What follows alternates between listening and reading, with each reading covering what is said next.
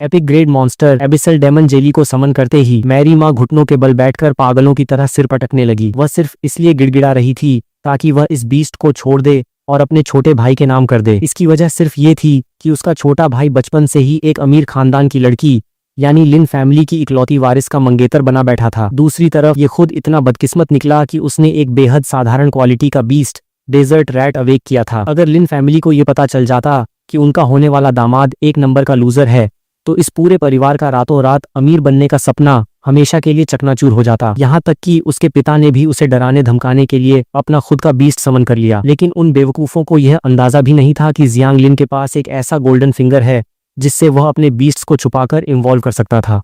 इस पूरी दुनिया में कोई भी किसी बीस्ट का डिटेल डेटा नहीं देख सकता था, लेकिन जियांग लिन न सिर्फ उनका डेटा देख सकता था बल्कि उनके इवोल्यूशन और फ्यूजन के सारे रास्ते भी साफ साफ देख सकता था। इस मतलबी और बेरहम परिवार को देखकर दूसरी दुनिया से ट्रांसमाइग्रेट होकर आए जियांग लिन का दिल पूरी तरह टूट चुका था। उसने पास में मौजूद डेमन जेली की तरफ देखा और पूछा कि क्या वह अभी भी उसे अपना मास्टर मानता है या नहीं। अगर वो जेली अब भी उसके साथ वफादार रहती तो वो अपनी जान की बाजी लगाकर भी उसे यहाँ से सुरक्षित बाहर निकाल ले जाता। लेकिन हालात को भांपते ही उस घाघ डेमन जेली ने पाला बदल लिया और तुरंत छोटे भाई जियांग हाई की कलाई को जाकर जकड़ लिया। वह एक आलीशान और ताकतवर ड्रैगन की नस्ल से था। उसकी नजर में सिर्फ अमीर लड़की के टुकड़ों पर पलने वाला जियांग हाई ही उसका खर्च उठा सकता था। जहां तक उसके इस गरीब और कंगाल असली मास्टर का सवाल था, वो उसकी तरफ देखना भी अपनी तौहीन समझता था। अपनों से मिले इस चौतरफा धोखे ने जियांग लिन के भीतर की आग को भड़का दिया। वो गुस्से में हंस पड़ा और बोला, अगर तुम सबको यही चाहिए तो लो, मैं खुद इसे तुम्हारे हवाले करता हूँ। शब्द खत्म होते ही उसने अपनी हथेली में पूरी ताकत झोंक दी और बीस्ट के साथ बंधी अपनी कॉन्ट्रैक्ट चेन को झटके से तोड़ दिया। रूह को चीर देने वाला दर्द पल भर में उसके दिमाग में दौड़ गया, लेकिन वो बिना झुके सीधे खड़ा रहा। उसने अपनी ठंडी आंखों से देखा कि कैसे उसके पिता जियांग झेनहाई ने तुरंत उस डेमन जेली के क्रिस्टल को लपक लिया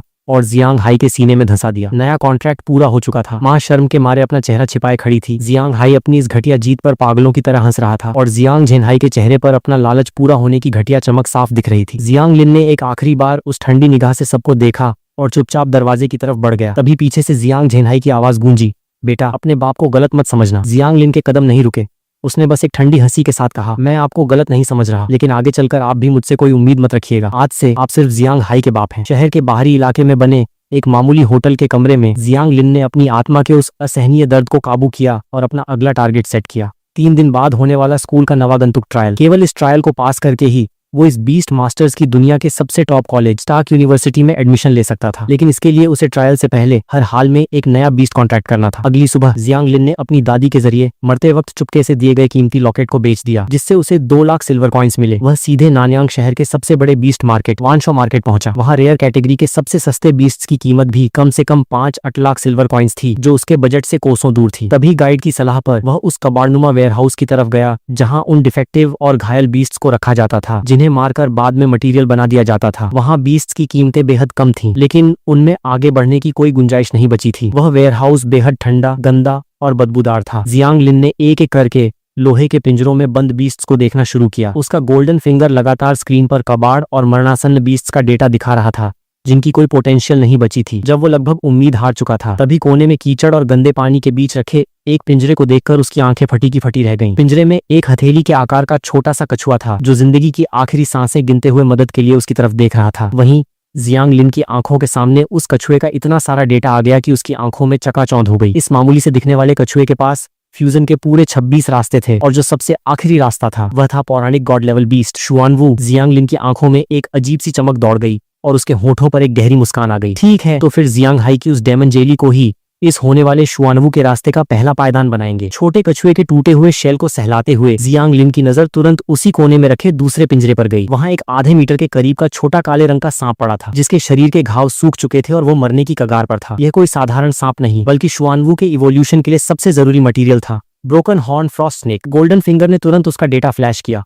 category rare level, bronze tier, एक fusion path, icebone frost. Xuanwu Jiang Lin का दिल जोर से धड़का। उसने दोनों मरते हुए छोटे जीवों को अपनी हथेलियों पर उठाया और सीधे गाइड से कहा, ये दोनों मुझे चाहिए। गाइड ने पहले तो उन्हें उनके जानलेवा घावों के बारे में टोकना चाहा, लेकिन जियांग लिन का पक्का इरादा देखकर बोला, ये दोनों वैसे भी मटेरियल बनने वाले थे। मटेरियल के भाव से ये आपको 50,000 सिल्वर कॉइन्स पर पीस मिलेंगे। जियांग लिन ने बिना वक्त गंवाए अपना कार्ड स्वाइप किया और 1 लाख कॉइन्स चुका दिए। इसके बाद उसने गाइड को रोककर 3 और रेयर मटेरियल्स के नाम लिए, abyssal dust crystal, clear water और कॉन्ट्रैक्ट नॉट। बाकी बचे 1 लाख कॉइन्स भी उसने वहीं चुका दिए। वहां खड़े बाकी लोग उसका मजाक उड़ाने लगे। देखो तो सही, दो अपाहिज बीस्ट को खरीद लिया। पागल हो गया है क्या ये लड़का? हथेली पर मौजूद छोटा कछुआ और छोटा सांप डर के मारे कांपने लगे और सिमट गए। जियांग लिन ने उन हंसने वाले लोगों की तरफ एक तीखी नजर डाली और दोनों छोटे जीवों को अपने सीने से लगाते हुए बेहद ठंडी पर अटूट आवाज में कहा, मेरे बीस्ट्स के मामले में किसी को उंगली उठाने की जरूरत नहीं है। इन्हें मैंने चुना है और ये इस दुनिया के सबसे बेस्ट बीस्ट्स हैं। होटल के कमरे में लौटकर जियांग लिन ने दरवाजे और खिड़कियां पूरी तरह से बंद कर दिए ताकि बाहर का कोई भी इंसान अंदर न देख सके। इस दुनिया के इतिहास में आज तक कभी न देखा गया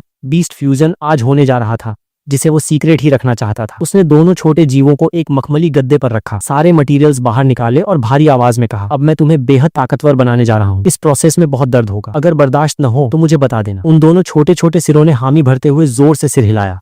पूरे प्रोसेस के दौरान दर्द के मारे बेहोश होने की नौबत आ गई, लेकिन उन दोनों में से किसी ने भी दर्द की एक चीख तक नहीं निकाली। जैसे ही फ्यूजन का प्रोसेस पूरा हुआ, कमरे के बीचों बीच से एक बेहद पवित्र और चमचमाती हुई सुनहरी रोशनी का खंभा फूट पड़ा। वह जादुई और ताकतवर ऊर्जा दीवारों को चीरती हुई सीधे आसमान की तरफ बढ़ गई। नानयांग शहर के सिटी लॉर्ड के महल में सिटी लॉर्ड सु डिंगलान अचानक अपनी जगह से खड़े हो गए और उनकी आंखें खौफ से फैल गईं। इतनी भयानक और पवित्र ऊर्जा उन्होंने अपनी पूरी जिंदगी में कभी महसूस नहीं की थी। इसके सिर्फ दो ही मतलब हो सकते थे, या तो शहर के पास कोई बहुत बड़ा सब वर्ल्ड रिफ्ट खुल गया था, या फिर किसी लेजेंडरी ग्रेड के शुरुआती बीस्ट का जन्म हुआ था।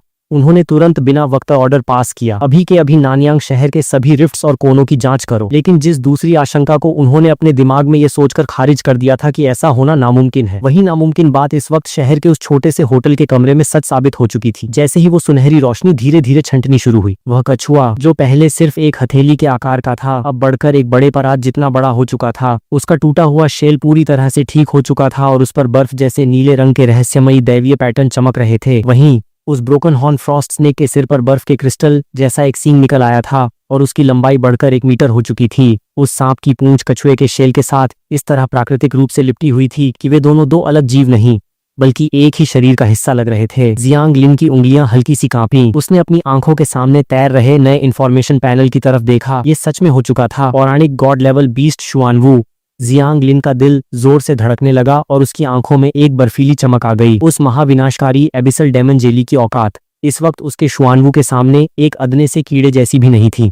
जियांग हाई, कल के नवागंतुक ट्रायल में अब तुमसे सूद समेत हिसाब वसूलने का वक्त आ गया है। अगले दिन नवागंतुक ट्रायल के एंट्रेंस पर छात्रों का भारी हुजूम उमड़ा हुआ था। यह ट्रायल स्टार्क यूनिवर्सिटी में एडमिशन पाने का इकलौता रास्ता था। इस परीक्षा को पास करने के लिए पूरे अलायंस में टॉप 1000 रैंक के अंदर आना लाजमी था। जियांग लिन जैसे ही एंट्रेंस पर पहुंचा, उसका सामना जियांग हाई से हुआ, जिसे चारों तरफ से चापलूसों ने घेर रखा था। जियांग हाई ने बड़े घमंड से अपनी मंगेतर लिन याटिंग को अपनी बाहों में ले रखा था और उसके सिर के ऊपर वही रौबदार एबिसल डेमन जेली तैर रही थी। आसपास के लोग उसकी मक्खनबाजी में लगे हुए थे। जियांग भाई, आप तो छा गए, आपके पास तो एपिक ग्रेड बीस्ट है। इस बार के ट्रायल में नंबर 1 की गद्दी आपकी ही है। तभी किसी की नजर जियांग लिन पर पड़ी और उसने तुरंत माहौल गरमाते हुए कहा, अरे भाई देखना, वो तुम्हारा बड़ा भाई नहीं है? उसने कौन सा घटिया बीस्ट कॉन्ट्रैक्ट किया है रे? जियांग हाई ने उस तरफ देखा और दोनों की नजरें मिली। लिन याटिंग ने तुरंत एक घटिया हंसी हंसते हुए कहा, उस डेजर्ट रैट जैसे कचरे बीस्ट को तो कोई कुत्ता भी न पाले, उसने पक्का उसे कहीं फेंक दिया होगा। वैसे भी जियांग लिन काफी पहले ही हमारे जियांग हाई के भाई होने की औकात खो चुका है। ऐसे लूजर की हमारे परिवार में कोई जगह नहीं है। जियांग हाई अपनी मंगेतर को साथ लेकर आगे बढ़ा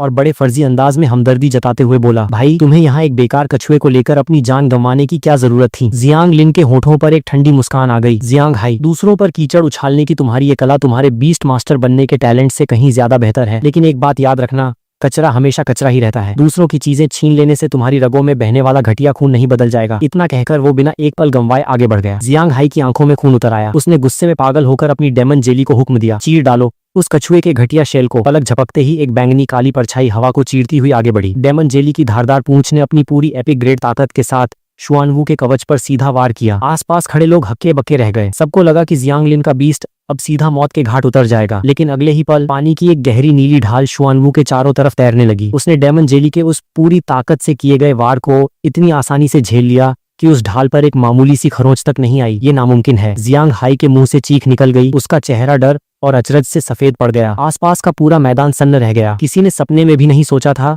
कि एक साधारण सा दिखने वाला कछुआ एक एपिक ग्रेड बीस्ट के हमले को ऐसे चुटकियों में नाकाम कर देगा। जियांग लिन धीरे से मुड़ा और उसकी आंखों में साफ तौर पर मजाक उड़ाने का भाव था। जियांग हाई, जब जुबान से नहीं जीत पाते तो घटिया चालों पर उतर आते हो। तुमने खुद पहले हाथ उठाया है तो अब भुगतने के लिए तैयार रहना। वह जैसे ही शुआनवू को पलटवार का ऑर्डर देने वाला था तभी ट्रायल शुरू होने का शंखनाद गूंज उठा। जियांग हाई को अपनी जान बचाने का मौका मिल गया। वह तुरंत लिन याटिंग का हाथ पकड़कर एंट्रेंस के अंदर भाग खड़ा हुआ, लेकिन जाते जाते भी धमकी देना नहीं भूला। लूजर, एक बार ट्रायल ग्राउंड के अंदर आ जा, फिर देखता हूँ तू कैसे जिंदा बचता है। जियांग लिन ने सिर्फ एक ठंडी हंसी बिखेरी और उसके पीछे चल दिया। ट्रायल खत्म होने में अब सिर्फ 3 घंटे बचे थे। जियांग लिन ने प्यार से अपने बीस्ट के सिर को थपथपाया और कहा, चलो शुआन बाओ, पहले हम नंबर 1 की पोजीशन छीनते हैं और साथ ही उन बुरे लोगों को सबक भी सिखाते हैं। शुआन बाओ ने जोश में अपना सिर हिलाया। इवोल्यूशन के बाद यह उसकी पहली लड़ाई थी। वो दुनिया को साबित करना चाहता था कि वो कोई कचरा नहीं है और वो अपने मास्टर की हिफाजत करने